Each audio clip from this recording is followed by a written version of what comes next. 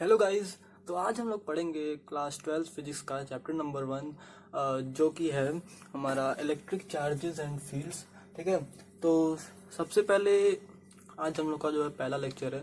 तो सबसे पहले आज हम लोग जो इंट्रोडक्टरी चीज़ें देखेंगे, जैसे कि इलेक्ट्रिक फील्ड क्या होता है, चार्जेस क्या होते हैं। ठीक है। इन लोगों का इंट्रोडक्शन देखेंगे, बेसिक्स देखेंगे। ठीक है। तो चलिए शुरू करते हैं। सबसे पहले देखते हैं कि चार्ज क्या होता है।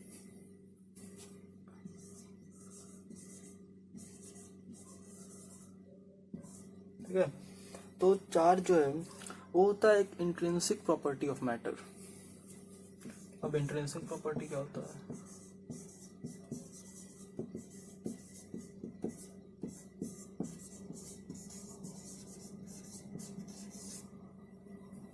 अब इंट्रिंसिक प्रॉपर्टी मतलब यार, मतलब इसके हम और अंदर नहीं जा सकते, इसका और ज़्यादा एक्सप्लेनेशन नहीं किया जा सकता है। मतलब ये एक एक्सप्लेन चीज़ है, मतलब इसको ज़्यादा हम लोग और बढ़ा नहीं सकते हैं। ठीक है। जैसे कि चार्ज इंट्रिंसिक प्रॉपर्टी है, तो मास भी एक इंट्रिंसिक प्रॉपर्टी है। ठीक है। तो एक सेकेंड, चार्ज और मास।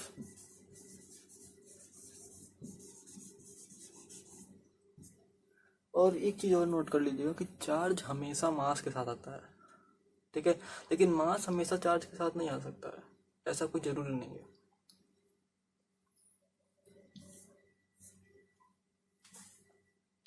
तो अब इसके बाद देखते हैं चार्ज का, और चार्ज के बारे में और भी जानते हैं कि चार्ज का सिंबल क्या होता है। जैसे कि चार्ज का सिंबल होता है क्यू। ठीक है। और उसके बाद आता है कि चार्ज का एसआई यूनिट। एसआई यूनिट जो है वो चार्ज का क्या होता है, बताइए। चार्ज का एसआई यूनिट क्या होता है? कूलम।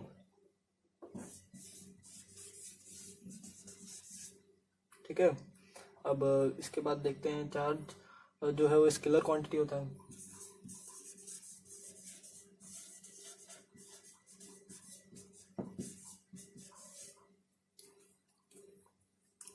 इतना नोट कर लीजिए, तो आगे बताते हैं।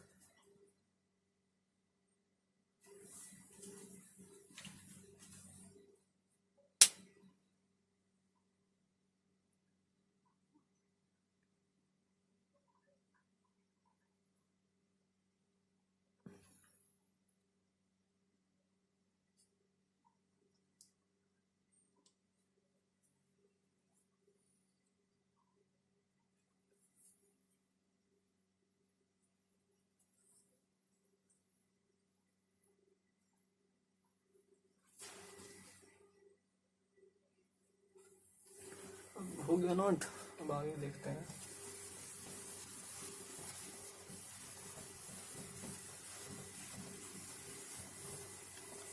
अब इसके बाद हमारे पास आता है types of charges.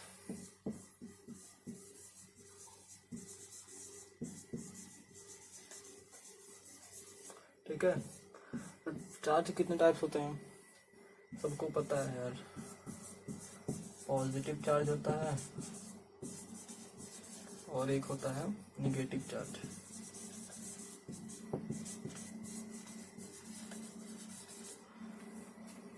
Positive charge कौन सा होता है?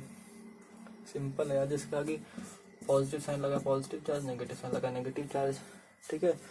तो अब चार्ज जो है वो हमेशा मास साथ आता है, हम लोग जान गए हैं। तो चार्ज और मास के बीच में डिफरेंस भी जान लीजिए। ठीक है। इसको भी डिस्कस करते हैं, चार्ज और मास के बीच में डिफरेंस।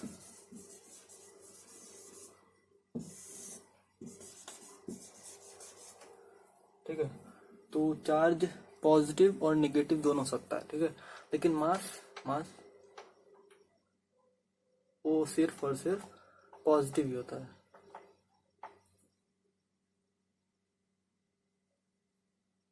ठीक है।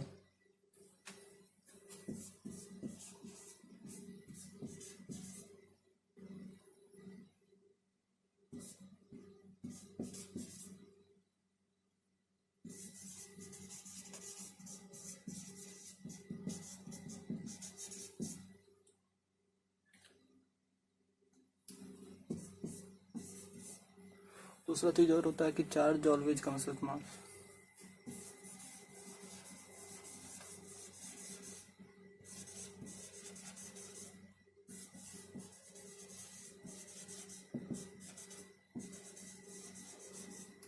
अगर चार्ज है तो मास तो होना ही होना है, ठीक है। और मास है और चार्ज भी हो, ये होना जरूरी नहीं है, ठीक है। अब आगे बढ़ते हैं, इसके बाद नोट करिए।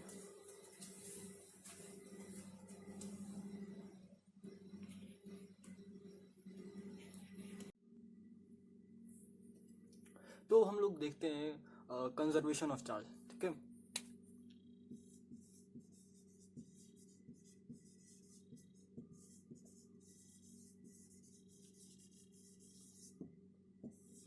कंजर्वेशन ऑफ चार्ज होता है। कंजर्वेशन का मतलब होता है चार्ज जो है वो एक पार्टिकुलर सिस्टम के लिए जो है वो कंजर्व्ड होता है, ठीक है।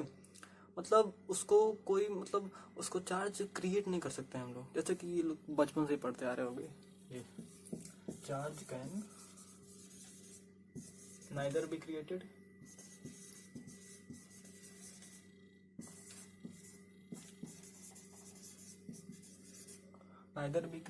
and nor be destroyed,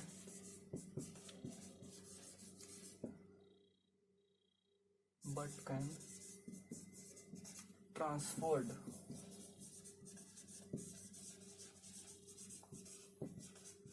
from one body to another। इसका मतलब क्या है, चार्ज जो है वो हम लोग ना क्रिएट कर सकते हैं ना डिस्ट्रॉय कर सकते हैं, उसे सिर्फ और सिर्फ एक पार्टिकुलर सिस्टम से दूसरे सिस्टम में ट्रांसफर किया जा सकता है, ठीक है। या तो एक पार्टिकुलर बॉडी से दूसरे पार्टिकुलर बॉडी में ट्रांसफर किया जा सकता है, ठीक है। तो यही होता है कंजर्वेशन ऑफ चार्ज। इस पे एक चीज देख लेते हैं, ठीक है, कि मान लीजिए ये, एक मिनट इसे इरेज कर देते हैं, नोट हो गया।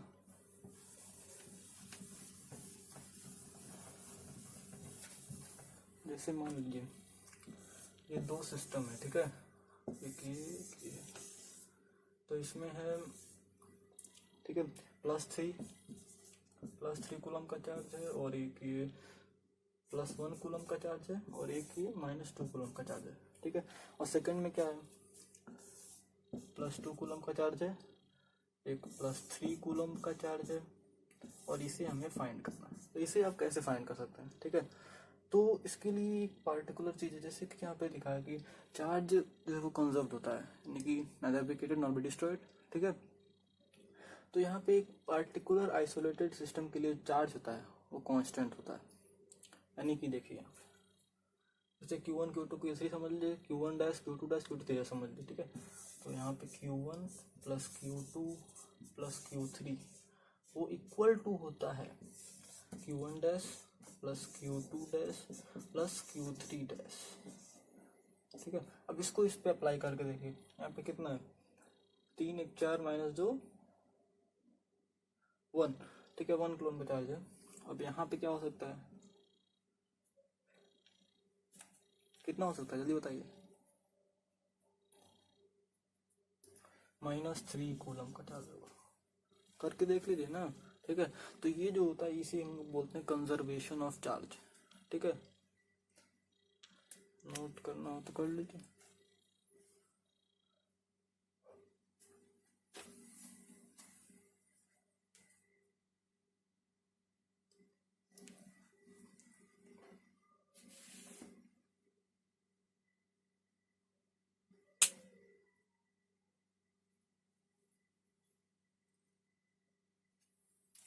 अब देखते हैं क्वांटाइजेशन ऑफ चार्ज, ठीक है।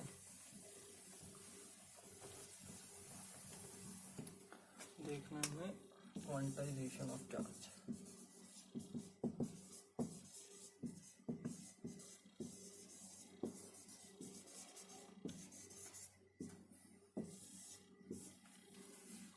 ठीक है।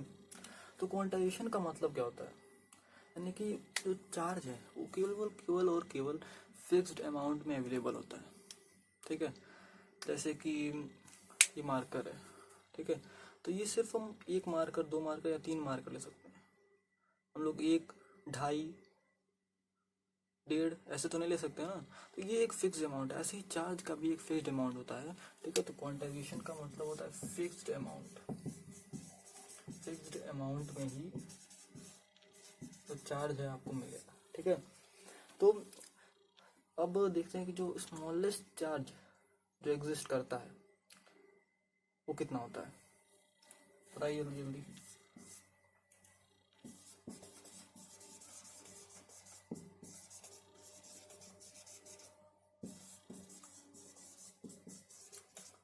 Smallest charge that can exist कितना होता है, smallest charge that can exist 1 electron के इक्वल टू कितना होता है 1.6 इंटू 10⁻⁻19 कूलम, ठीक है, -19 कूलम। ये होता है जो सबसे smallest charge that can exist, इससे छोटा चार्ज हो ही नहीं सकता है, ठीक है। इससे छोटा चार्ज जो इंडिपेंडेंटली एग्जिस्ट नहीं करता है। और इसे हम लोग एक चीज और बोलते हैं फंडामेंटल चार्ज, फंडामेंटल चार्ज, इसे हम लोग फंडामेंटल चार्ज ही बोलते हैं, ठीक है। इतना नोट करिए, फिर आगे देखते हैं।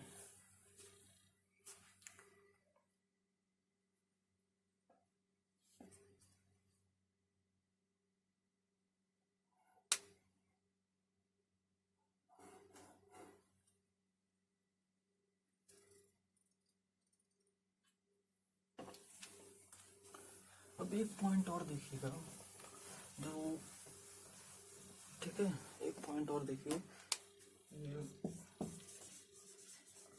चार्ज